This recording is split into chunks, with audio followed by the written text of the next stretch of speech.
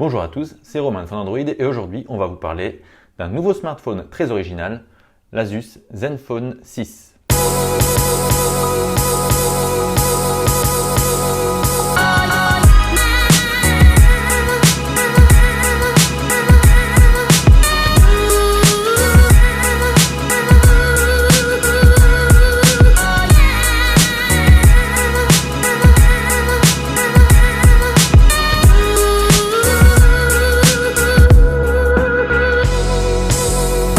Alors on ne peut pas dire qu'Asus soit un constructeur qui cartonne sur le marché des smartphones, pourtant la marque marche très bien sur le marché des PC. Les ordinateurs Asus sont même une référence du marché à côté des PC de Acer par exemple, ou encore de HP. Mais sur le marché du smartphone c'est bien plus compliqué et pourtant la marque fait de très bons modèles. On pense par exemple au Zenfone 5 sorti l'année dernière ou au Zenfone 5Z qui est la version plus premium. Avec ces deux modèles, Asus avait réussi à faire un excellent travail et à rivaliser avec les meilleurs smartphones du marché ou en tout cas de sa catégorie. Malheureusement, les lancements tardifs, le manque de communication, une distribution trop vaste empêchent la marque de réaliser de bons résultats et de gagner le cœur des utilisateurs. En 2019, les dirigeants d'Asus souhaitent opérer un retour aux sources en créant un smartphone inspiré de la passion des ingénieurs pour la nouvelle technologie. Et c'est donc avec le Zenfone 6 qu'Asus souhaite regagner le cœur des consommateurs, des utilisateurs et des passionnés de technologie. Le directeur général d'Asus France nous a expliqué qu'il était tout à fait conscient des erreurs passées et que désormais Asus allait tenir compte de toutes ces erreurs pour rebâtir quelque chose de nouveau. Le Zenfone 6 est le premier smartphone de cette nouvelle ère, mais est-ce qu'il est à la hauteur des promesses faites par la marque? On a pu le tester pendant plusieurs jours, voire même plusieurs semaines. Et c'est un smartphone très original. Il se distingue par une nouvelle caméra baptisée Flip Camera, qui est une caméra rotative et qui est unique sur le marché. Mais en dehors de cette technologie, le Zenfone 6 a bien d'autres atouts. Nous avons eu la chance de voyager à Taïwan pour rencontrer les ingénieurs qui nous ont expliqué comment ils avaient conçu ce Zenfone 6. Ils ont en fait repéré plusieurs critères, les critères de choix des utilisateurs et des passionnés de technologie, et ont travaillé sur ces points particuliers. Le premier point important, c'était de proposer un smartphone avec un écran qui recouvrait toute la surface avant, sans encoche, sans poinçon, sans rien du tout. Et donc Asus a fait le choix d'un écran LCD de 6,4 pouces qu'il baptise Nano Display. En fait, c'est juste un smartphone avec un écran qui recouvre toute la surface, et plus précisément 92% de la face avant. Pourquoi Asus choisit une technologie LCD? Tout simplement parce que ça lui permet de contenir les coûts, puisque ce Zenfone 6 est un smartphone abordable. Alors l'intégration de cet écran à l'ensemble du design est plutôt bonne. On a vraiment des bordures qui sont très fines, avec des coins arrondis qui épousent les lignes du châssis. On pourrait peut-être éventuellement reprocher un menton un petit peu épais, mais bon, c'est vraiment du détail et pour un smartphone de cette gamme, c'est tout à fait acceptable. La qualité de la dalle est vraiment bonne, elle est très lumineuse et on peut utiliser le Zenfone 6 dans toutes les conditions, même en plein soleil. Et de manière générale, les contrastes sont bons et la colorimétrie est naturelle. On peut en plus aller dans les paramètres pour régler tout ça et obtenir un affichage plus proche de ses goûts. Alors évidemment, c'est surtout son format qui rend l'écran du Zenfone 6 aussi séduisant puisqu'il va permettre aux amateurs de multimédia de profiter d'un écran vraiment large sans rien qui va venir ronger l'image. Pas d'encoche, pas de poinçon, rien du tout. On a vraiment sur la face avant uniquement de l'image. Donc pour les vidéos, le jeu, c'est particulièrement intéressant. On profite vraiment d'une immersion incomparable sur smartphone. Alors pour alimenter cet écran qui recouvre toute la surface et qui est quand même imposant, 6,4 pouces c'est quand même un gros format, eh bien Asus devait intégrer une grosse batterie et la marque a équipé le Zenfone 6 d'une batterie de 5000 mAh, ce qui est vraiment énorme. D'autant que le châssis du Zenfone 6 n'est pas si épais. Bon, il fait quand même 9,2 mm, ce qui est bien plus épais que ce que propose la concurrence.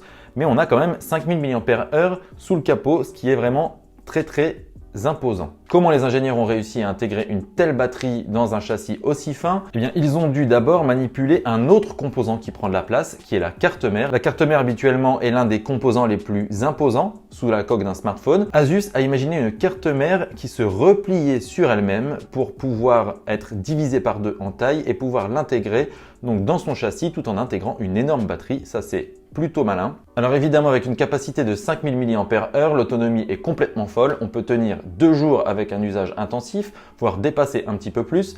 Et pour les utilisateurs les plus modérés, on atteindra les 3 jours sans sourciller et ça c'est vraiment unique sur le marché. Par exemple, nous on a embarqué ce Zenfone 6 pendant un week-end le vendredi soir aux alentours de 18 h. On est rentré le dimanche soir. Le smartphone avait encore 15% d'autonomie. Donc avec 2 jours et demi à 3 jours d'autonomie, le Zenfone 6 est incontestablement le recordman de l'autonomie sur non seulement sa catégorie, mais également l'ensemble des smartphones, même les plus endurants du marché. On pense notamment au P30 Pro de Huawei qui était la référence en la matière jusqu'à maintenant. Et du coup, quand on pense batterie de 5000 mAh, on se dit que la charge va être très longue. Eh bien, figurez-vous que non, puisque les ingénieurs d'Asus ont encore une fois imaginé un chargeur et un système efficace pour pouvoir répondre aux besoins des utilisateurs.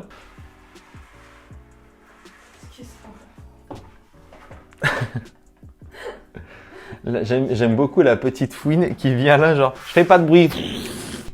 Possible ça. Je sais même plus où j'en étais du coup.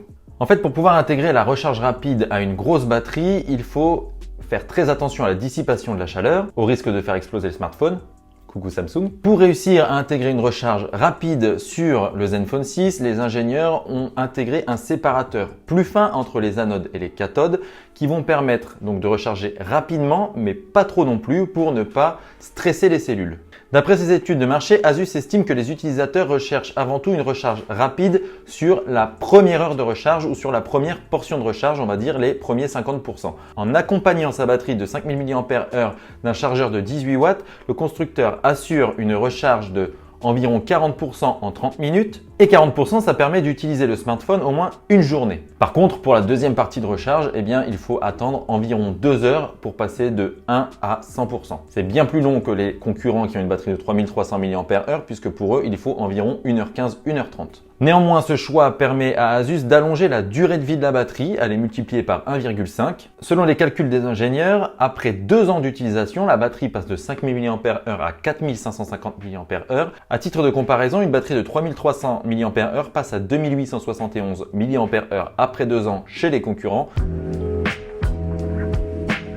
Et puis toujours dans l'optique de garder cet écran qui recouvre toute la face avant, eh bien il a fallu réfléchir à une façon d'intégrer un capteur frontal puisque habituellement il est positionné au-dessus de l'écran. Alors il y a certaines marques qui ont opté pour l'encoche, c'est Apple qui avait lancé la tendance et puis d'autres ont suivi. D'autres constructeurs ont misé sur le poinçon, on pense par exemple à Honor avec le View 20 ou à Samsung avec le Galaxy S10 et d'autres encore ont opté pour le module rétractable comme OnePlus avec son 7 Pro. Chez Asus en fait on s'est dit qu'on allait copier personne. Les ingénieurs ont voulu créer leur propre technologie, alors ils ont imaginé plusieurs concepts, des systèmes de sliders, des systèmes modulables, rétractables, enfin il y avait énormément d'idées et puis finalement les ingénieurs ont retenu l'idée d'un capteur rotatif. Il est baptisé Flip Camera chez Asus et cette Flip Camera c'est la grosse originalité du Zenfone 6. Alors pour créer cette Flip Camera, les ingénieurs ont dû imaginer un moteur qu'ils ont complètement créé pour pouvoir passer les câbles à l'intérieur d'un module relativement fin qui puisse tourner sur lui-même, qui puisse relier les deux capteurs et que le tout soit habilement intégré à l'ensemble du design du smartphone. En plus, les ingénieurs ont dû penser à la robustesse de ce système rotatif puisque si le smartphone tombe, eh bien, il ne faut pas que le module casse, il ne faut pas non plus qu'il prenne trop l'eau ou que les à-coups ou quelqu'un qui forcerait sur le mécanisme puisse le briser. Donc les ingénieurs ont utilisé un matériau qu'Apple avait envisagé pour ses iPhones par le passé, ce qui s'appelle le liquid metal, et il présente 2 avantages. Il est souple et solide en même temps. Ce module Flip Camera est constitué de 2 capteurs photo. Le premier, c'est le fameux Sony IMX586 de 48 mégapixels et son objectif ouvre à f1,8. Le deuxième, c'est un capteur ultra grand angle de 125 degrés et de 13 mégapixels avec une correction de la distorsion, ce qui fait à peu près utiliser un objectif 11 mm. Le tout est complété par un double flash LED et un autofocus de détection de phase qui réagit en 0,03 secondes. Alors je vais d'abord aborder la qualité photo à proprement parler, comme n'importe quel smartphone, et puis bien sûr je vais aborder par la suite les plus apportés par ce système de caméra rotative. Donc en appareil photo disons normal, ce Zenfone 6 s'en tire plutôt pas mal. C'est un smartphone qui coûte moins de 500 € et donc à ce prix il ne faut pas s'attendre non plus à la qualité d'un S10 Plus ou d'un P30 Pro. Mais par contre il tient largement tête à un Mi 9 de Xiaomi ou à un OnePlus 7 par exemple qui sont des smartphones plus ou moins vendus au même prix. Donc dans de bonnes conditions, les photos sont plutôt bonnes avec un bon piqué, avec d'excellents contrastes. On peut lui reprocher en revanche d'avoir une gestion de la colorimétrie qui est un petit peu agressive. Les couleurs ont tendance à vraiment saturer. Par exemple, on a pris une photo d'une rose rouge qui est ressortie complètement fluo. On n'a pas trop compris. Le zoom x2 intégré, donc qui est un zoom x2 logiciel, il est plutôt efficace. On a encore pas mal de détails.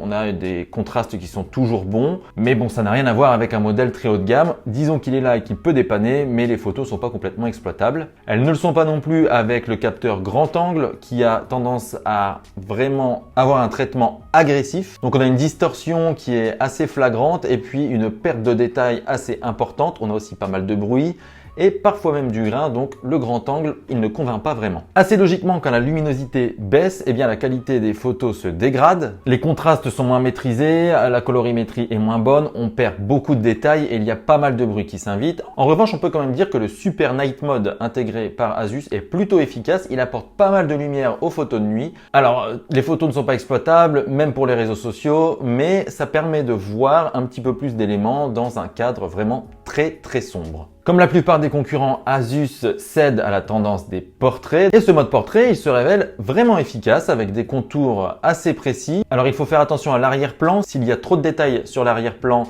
eh bien on va se retrouver avec des contours un petit peu plus imprécis. Les effets de flou sont plutôt bien équilibrés, même si parfois c'est un petit peu agressif. Dans l'ensemble, c'est vraiment bon. Attention toutefois au contre-jour, on déconseille les portraits dans ces conditions, puisque l'image a tendance à être brûlée sur l'arrière-plan.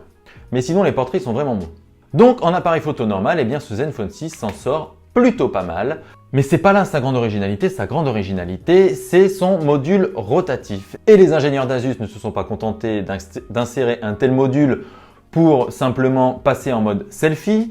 Ils ont pensé à d'autres fonctions. Alors, on pense d'abord à la fonction panorama qui va permettre d'un simple clic d'animer la rotation du module. Donc on appuie une seule fois et le module va automatiquement tourner pour créer un panorama complet. Donc il n'y a pas besoin de se déplacer avec les mains, ça se fait tout seul. Et la vraie bonne idée, c'est que ce panorama peut être utilisé aussi en vertical. Alors vous allez dire, oui, à quoi ça sert un panorama vertical, blablabla, blablabla. Eh bien par exemple, si vous êtes au pied de la tour Eiffel, vous pouvez utiliser ce panorama vertical. Et ça fonctionne sur toutes les grandes tours, sur tous les buildings, sur les gratte-ciel. Tout ce qui est verticalement très élevé, attention, pas de mauvaise blague. La fonction panorama verticale, eh bien, se révèle très intéressante. Les résultats ne sont pas toujours excellents puisqu'il y a une distorsion de l'image et puis s'il y a des contre-jours, là encore, le traitement d'image est assez moyen. Mais au moins, ça existe et c'est pas mal. Et puis ce module qui est censé tourner à 180 degrés, eh bien, il peut être manipulé au degré près, enfin entre guillemets, c'est-à-dire que l'utilisateur peut choisir l'angle d'ouverture du module pour pouvoir prendre des photos qui sont impossibles à prendre avec d'autres smartphones. Donc par exemple, on peut ouvrir le module à 45, 90, 60 degrés, 30 degrés, 25 degrés, comme on veut. Pour cela, Asus propose deux manipulations, soit directement depuis l'écran, donc de l'interface photo, ou depuis le bouton qui permet d'accéder au selfie, on monte ou on descend, qui va moduler la rotation des capteurs, soit on utilise les touches volume plus, volume moins, et c'est beaucoup plus pratique et beaucoup plus efficace. C'est une excellente idée de la part des ingénieurs. Il y a une dernière option qui va permettre d'utiliser ce module rotatif. Cette dernière option, c'est le motion tracking. Donc pour les personnes qui filment avec le smartphone, eh bien, il y a une petite fonctionnalité très intéressante qui va permettre d'encadrer un sujet. Et puis le module va tourner pour suivre ce sujet en fonction de ses déplacements. Alors bien évidemment, ça ne fonctionne que pour les sujets qui se déplacent de droite à gauche, puisque le module va tourner de la droite vers la gauche. Et puis il y a quand même quelques conditions, il faut que le déplacement soit assez lent et le résultat n'est pas tout à fait séduisant puisqu'il y a des saccades dans la rotation du module. En tout cas, l'idée était bonne et ça a le mérite d'exister, même si ce n'est pas complètement exploitable pour des vidéastes. Alors évidemment, je ne vais pas faire un point complet sur le module frontal puisque le module frontal, c'est le même que le module principal. On retrouve les deux mêmes capteurs avec les mêmes qualités, les mêmes défauts. Donc avec le Zenfone 6, vous aurez les meilleurs selfies du marché, les meilleurs égo-portraits. Sur ça, il n'y a pas photo. Même DxOMark, qui est la référence des tests photos sur smartphone, a élu le Zenfone 6 meilleur selfie phone, loin devant tous les concurrents et même les plus haut de gamme. Voilà, bravo Asus!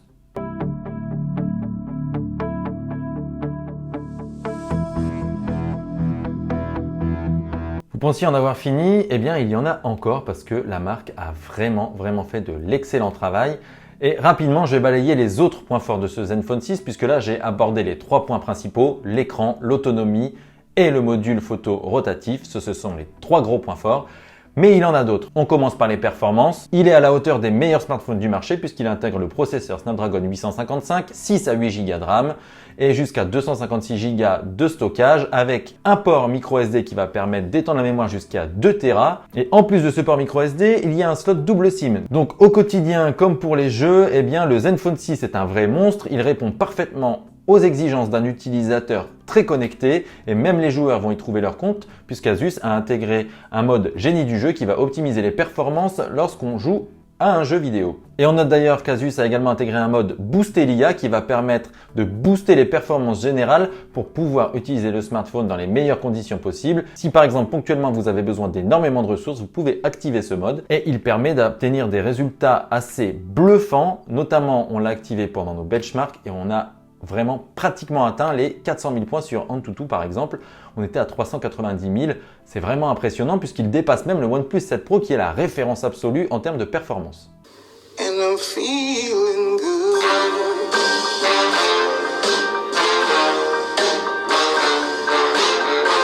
Le Zenfone 6 embarque en prime un son stéréo grâce à 2 haut-parleurs situés sur la tranche inférieure et sur l'arête au-dessus de l'écran. Asus se montre donc généreux et en plus la marque intègre un assistant audio qui va permettre de personnaliser complètement l'écoute. Il y a plusieurs modes qui sont disponibles, le mode normal, le mode personnalisé, le mode rock et le mode pop. Tous ces modes sont entièrement personnalisables, on peut régler les basses, les aigus. Il y a plusieurs paramètres. On a une interface qui ressemble à un égaliseur complet et qui va permettre de tout régler de manière totalement personnelle. Et pour couronner le tout, eh bien Asus intègre une compatibilité avec DTS Headphone X 7.1 qui est en quelque sorte un petit peu comme le Dolby Atmos si on prend un gros raccourci, mais cette compatibilité lui permet d'offrir une meilleure immersion notamment sur les vidéos. Et pour couronner le tout, eh bien Asus intègre un petit cadeau qui va beaucoup plaire aux audiophiles puisqu'il y a sur la tranche inférieure le petit port jack 3,5 mm qui va vous permettre de connecter n'importe quel casque de votre goût et ça, on adore. Enfin, par le passé, le plus gros point faible d'Asus, c'était son logiciel. Eh bien, la marque fait encore une fois table rase du passé et propose une version de Zen UI 6 complètement revue et corrigée, basée sur Android 9.0 Pie. Cette toute dernière version est en fait constituée d'une version quasiment pure d'Android avec quelques petites fonctionnalités en plus. La charte graphique a été légèrement retouchée, mais on est quand même sur quelque chose de plus minimaliste et de plus fluide que par le passé. Et ça, c'est un vrai bonheur. En plus, Asus a supprimé la plupart des bloatware et la plupart des applications doublons. Tout ça, ça dégage. Il y a 43% d'applications doublons en moins par rapport au Zenfone 2. Et pour ça, on dit merci Asus parce qu'on n'en pouvait plus de toutes ces applications à la con. Et en plus de cette refonte graphique complète, eh bien, il y a des petites fonctionnalités bienvenues comme Smart Volume qui va permettre au smartphone de gérer tout seul le volume des sonneries selon le contexte. Par exemple, en réunion, le smartphone ne sonne pas et en concert, il va sonner très fort. Il y a également Smart Key qui est un nouveau bouton physique qui est posé juste au-dessus des boutons de volume et qui va donner accès par défaut à Google Assistant, mais Asus permet de le personnaliser entièrement et ça, c'est un excellent point. Et on a également Génie du jeu dont j'ai parlé précédemment sur les performances qui va améliorer les performances en jeu. Donc au quotidien, ce Zenfone 6 est un vrai plaisir à utiliser. La surcouche Zen UI 6 est sans doute l'une des meilleures surcouches Android à l'heure actuelle avec One UI de Samsung et OxygenOS de OnePlus. Donc bravo Asus pour ce gros travail, c'est très réussi. Finalement, le seul défaut qu'on puisse trouver à ce Zenfone 6, eh bien, c'est son design et son format quand même assez massif. Mais pour intégrer toute cette technologie, eh bien, il fallait quand même un châssis assez imposant. Le lecteur d'empreintes, par exemple, figure parmi ses points faibles. Il est petit, il est au dos, il n'est pas tout à fait bien accessible. Mais pour des questions de coût, Asus n'a pas souhaité intégrer de lecteur d'empreintes sous l'écran et de toute façon, il voulait garder la place pour sa grosse batterie.